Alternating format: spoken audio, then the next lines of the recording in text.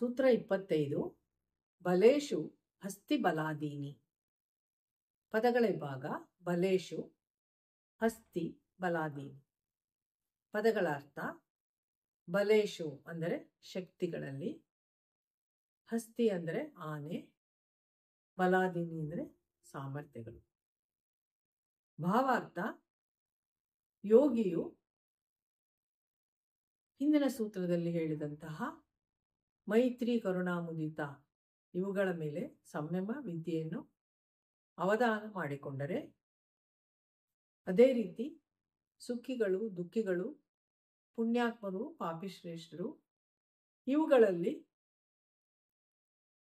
ಸಂಯಮ ವಿದ್ಯೆಯನ್ನು ಅವಧಾನ ಮಾಡಿಕೊಂಡರೆ ಈ ಎಲ್ಲ ಬಲಗಳನ್ನು ಏಕತ್ರ ಮಾಡಿಕೊಂಡು ಅಂದರೆ ಕೇಂದ್ರೀಕರಿಸಿಕೊಂಡು ಯೋಗಿ ಶ್ರೇಷ್ಠನು ಅನೇಕ ಆನೆಗಳ ಬಲವನ್ನು ಪಡೆಯಬಹುದಾಗಿದೆ ಎಂದು ಈ ಸೂತ್ರವು ತಿಳಿಸುತ್ತದೆ.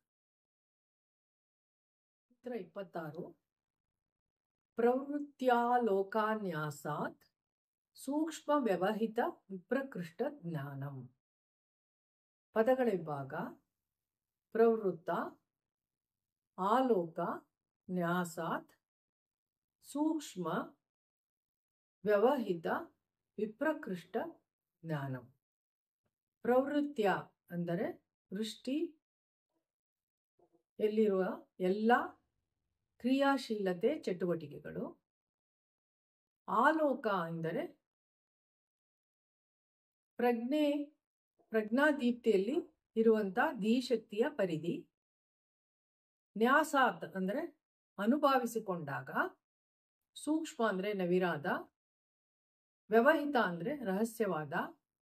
ವಿಪ್ರಕೃಷ್ಟ ಅಂದರೆ ದೂರದಲ್ಲಿರುವ. ಜ್ಞಾನಂ ಅಂದರೆ ಅರಿವು. ವೃಷ್ಟಿಯಲ್ಲಿರುವಂತಹ ಎಲ್ಲ ಚಟುವಟಿಕೆಗಳ ಕ್ರಿಯಾಶೀಲತೆಯ ಬಗ್ಗೆ,